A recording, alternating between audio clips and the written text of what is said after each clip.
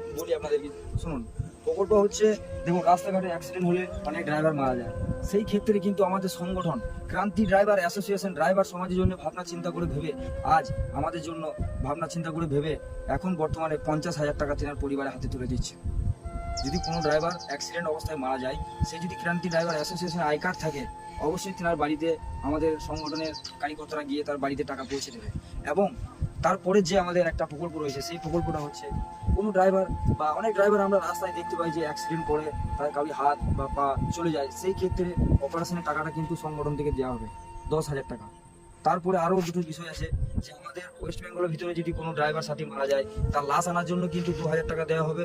এবং আমাদের স্টেটের বাইরে যদি কোনো ড্রাইভার মারা যায়, তার জন্য কিন্তু 10,000 টাকা দেওয়া হবে অ্যাম্বুলেন্স ভাড়া লাশ আনার জন্য।